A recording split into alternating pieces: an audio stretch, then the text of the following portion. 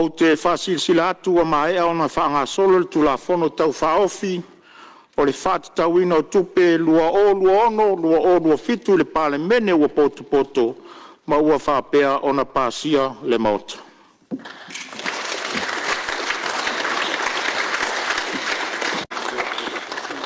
O tulai lava mal whaalo le tele whaaloina le nganga whaftai le tātou pale mene. O lea ua toe 5 minute o na tātou au lia leo lea sofau. A lea ua tini tau wao le tātou ngaluenga sa tātou tawawe maiai tawawa mea maiai. I le nei walu aso o lea ua tātou tau nuu ina i ua pasialo ia le tātou talo tupe.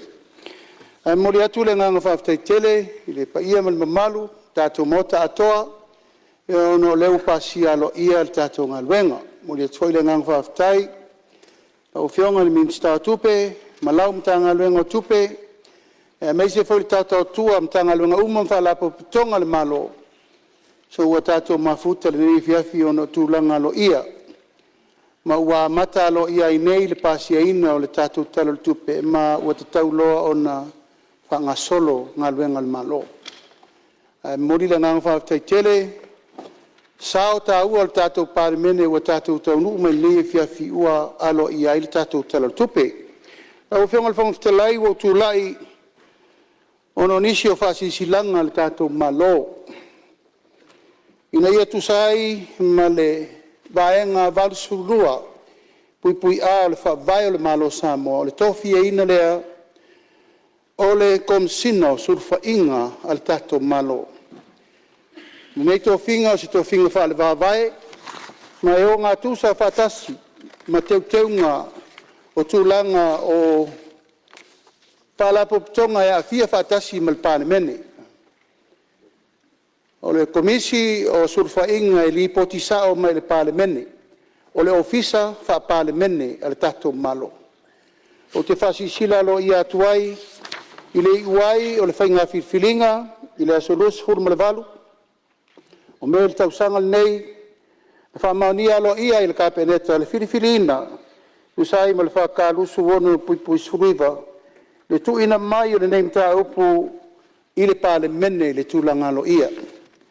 Mai o tūla iai, whaasisila alo ia le pāle mene, ma le whaafonga mai e Samoa, le iunga wei u iai, mo le lauli wina i tonu le tātou pāle mene, tūla iai, whaatūle lafo, ina ia, pautua ina le fono o fai tu la fono e fionga i lea mamalu o le malo tu tasi o Samoa i le tofia i lea o le fionga i a Vui Clarence Nelson i le tofinga o le komsina o surfa inga au fionga le fongftalai o le lafo lea malanganga whaalalo.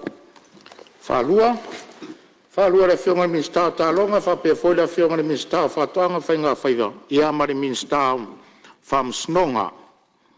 Tulai mai lau whionga i pandemia? O ni nei tō whinga pe o nou tau mawhai e whaamtalatu le paia o le pāle mene. O se tō whinga wa ia i lalo o le whawai o le tātou malo e te tau. Te tau o na iai se i tūtino o le pāle mene e tau o le komsina o sulfa inga. E leo se kōwhina fau, o se i tūtino fau o le tō whinga na amata mai iai le tātou pāle mene o le waulia le ono su whātau sanga. E tai e lei whaingo whir whirwhiringa o i lato uma na tūsi tāla sanga di nei tō whinga. A ualu whirwhiringa e na tō whia ma wha tūlangaina le komisi sa whirwhiri ai. Ma ua tasi va tapu ai te whirwhirina o le whionga ia Vui Clarence Nelson. Ma e le tau maseina fo i le awaunanga le nei tamali i o le tunu. E sa tātou mai tawino le vai aso le nei ia ua whamawai alo ia, malona tofi whaamsino alo ia, sinia, whaamsino ngā silia Samoa. Ia ua tala whiunga tonu ma le taimi o le whiriwhiri ai, o se komsino sulfa inga, ua manatu ai le kapeneta, ia malau whiunga le mamori mai lau whiunga le whongfitalai. Ina ia whiriwhiria le whiunga ia Vui, e vea ma komsino sulfa inga, mo le nei fo i vai tau. Ina ia tusai ma le mata upu valu surulu al whaavai al malosu tatasi o Samoa ta siva o suru pa per whai upu fitu ma le whai upu valu al tū la fono kom sina sur whainga luafe su tolu Mai ona talia whaamaunia le whono au. O leo whautuina i le tuina atu. O le nei whaiunga ma le ngā whono le whono au. I le au mamalu o le malo, i le aso atai au. Whatau nui nai le tō whinga lo ia, o le whionga ia vui Clarence Nelson. E vea ma kom sino sur whainga. La o whionga le whonga whitelai o le lafo le na manengang whaaloalo. Ua ta oto le lafo ma ua manino fo i le saunoanga le whionga i le panemia le nei mta upu. Ia, o le avanoa nei se sui mamalu e fia saunoa, e tusa o le lafo ua whatatia nei maota.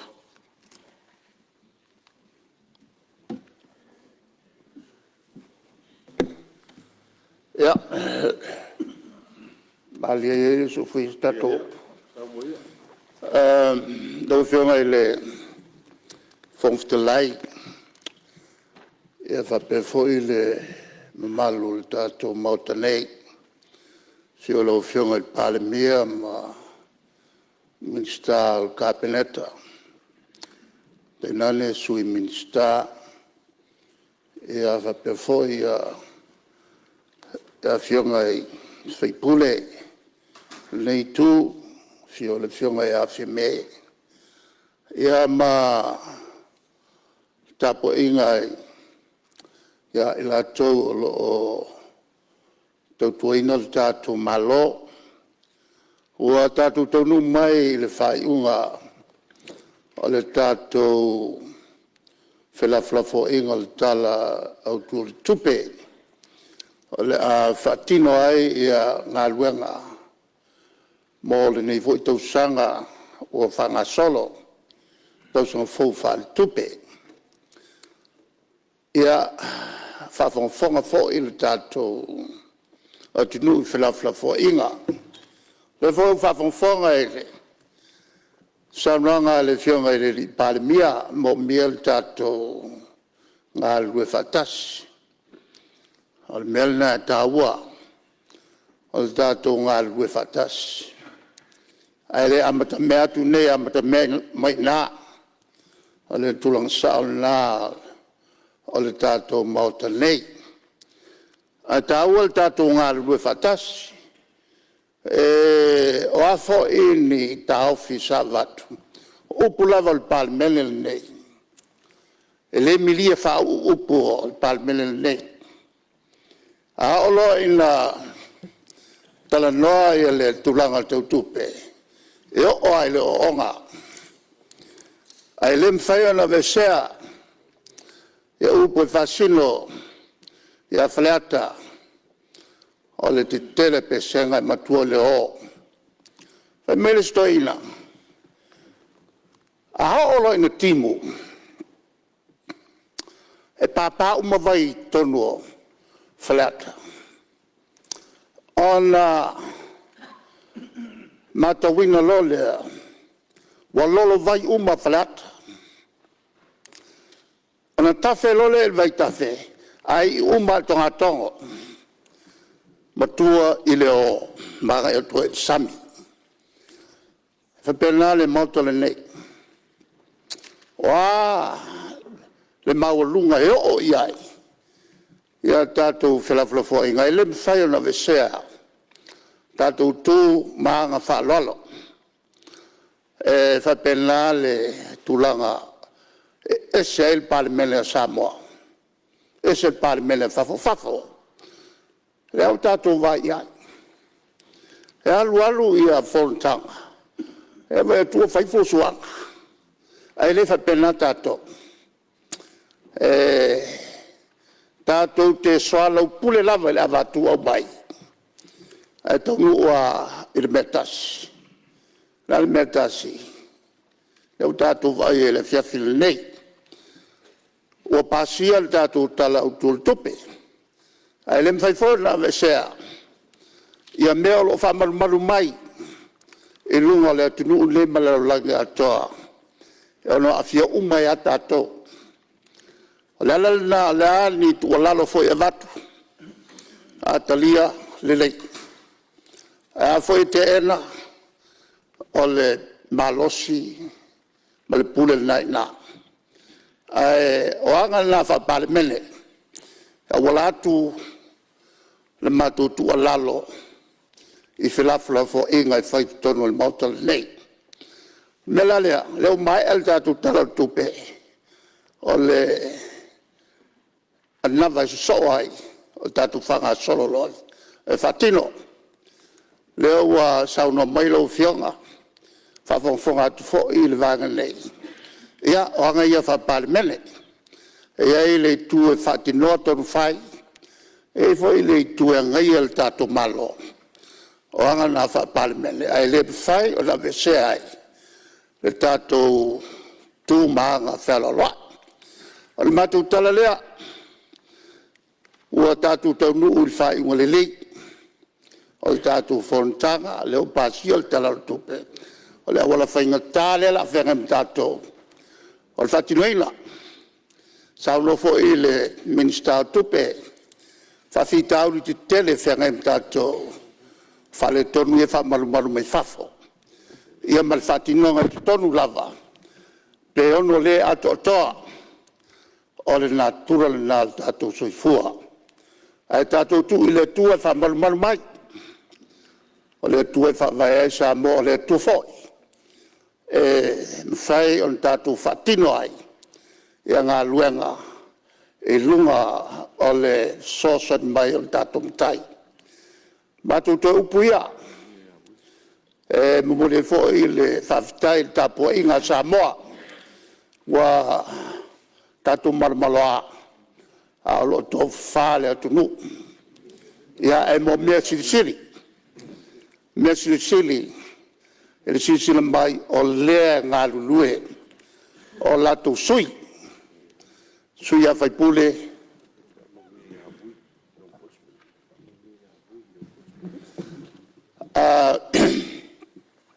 La foi le tua e na te au mai ia whamanianga ia tātou uma o tātou whanga solo tātou ngā luenga. O te whaftai foi I le pāremia I lana whasilsilanga I le tofinga le tātou komisi o surfanga. E lei whaingofie ia tofinga nei. Ona tofinga lea komisi surfanga. Tasi lea komisi na mafua ona tofi. E tusa e angaia le malo. A iaini me whale tonu o ia a meisa whai unga. E whai tangata whai ngā luanga. O ia suru whai iai. Ia tangata o pupuangatia. Ona maila la tuli poti il palemia. Ia, o lesi la step. O le ngā luenga e mwhayon whatino il palemia. O le whayo la veai. O le leifo ia se la veai. O anga la fuai. O la whatulai. Le kom singla sulfainga. Le ngatala I le vai o ituia. Ai na toi fa popo iai. Molesi tiu te lea. La toia o le vaenga o le malo o fatasi. E ngafa mai at tau. Lana wenga o luai ngā luenga te tele. O lo whawhia ngai Malcolm Sina sulfainga. O le sila foi. Ia ia te tau tangata. E leise se sulfai iai. Tangata pe a whaina o latu wai atu tau. O le palemia mal kapeneta. Le la u whainu tō whinga. Ia o lesi fo I tama e a oina. O lesi tama sa whamasino. Ia le tō mate le ave ai. O le tūlanga o whamasino ma le ami tonu. E mata upu uma e o atu ia te ia. Lau whianga ele. Fongftalai. Ia. Moli whamalo le tapo inga Samoa. E le fio le whianga e la mamaru. Sui tofia. Ia whapefo I le whamaslonga. Ia le ngata I lea le tapo inga. Alau whaiti talo. Ia whapefo ia pa ia whale atunu. Lo tapo ia le whontanga le tato palmene. o mato te upu ia. Whamania me foi le tue lau fionga. E le whaingo fie lau aluenga. Na oe lava e te tau mo whai e tā fiofi. Ia mato ne to tele. Ia e te onsai, la vala onsai. Ia san whamania le tua. Tulu i atu le tō whaa. Ia mai se foi o tā sanga whai pēr le tua. Mō manuia e le tātou mautanei o mātou tō upulea. Whamania le tua e le tātou mautanei. Ia mai se le alo whaiva mō malo longa. E le nei pō ia a walto e ala whai mai le tai ao. Mō isi foi ngā luenga tu ua. Ia whamania le tua e le nia fiafi. Soi fua mai manuia. Whamalo whaftai sao noa lau whionga le taitai o le tuangai. Ia o te manatu o leo whaftau I fola le nea fiafi. O a malanga le manun whausu o whapena foi le manun tūpapa. Sao noa le whionga le taitai o le malo le whionga le li panemia. Ia le foi o whai lo finangalo le whionga le taitai o le tuangai. Ia e whai mafonga tau mori a wale vaenga le mota. Ia ngai le malo tatu tau whai whaftai le tua. Manu whai fo mai langi le taitai o le malo lo rua soifua ma lau whionga le taitai o le tuangai. Ia ai ale maru tau e mare pau o tia whau nei le maota I tia whau. Ia sa mo o tātou whātasi. Whamanuia le tua ia lua whionga, o rou soifua lau le tino. Ia whasirisiri le anganga mare tō whāwhatala. Whisiri mo le lafo. Po le whamaunia le lafo e o finangalo. Ia isa o noa mai le ioe. Au ese le ai, ua manu malo le ioe. O te whasisila atu o whamaunia nei le lafo mo le whautua ina e le fono au whai tu la fono. O le afionga I le au le malo. Mo le tōwhia o le afionga I a vui Clarence Nelson. I le tōwhinga o le komesina o sulwhainga o le malo Samoa.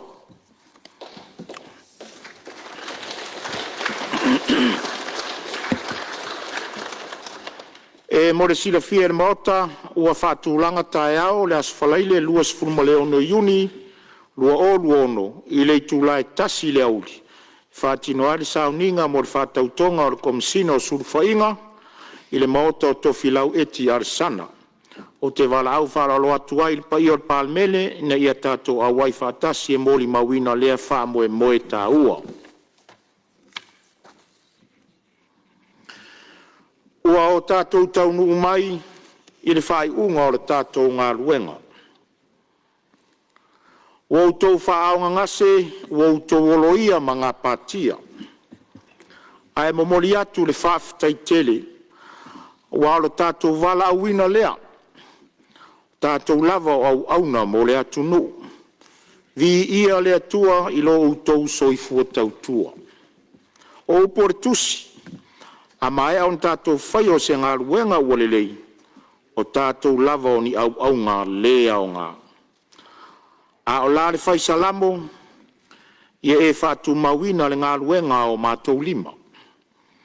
E momoli atu le whamalo ma le whawhtai le pai o le palemene, o no lo tau ono sai ma le lava papale, a o tātou walo whaiva, a wale lufi ina o le tamao a inga.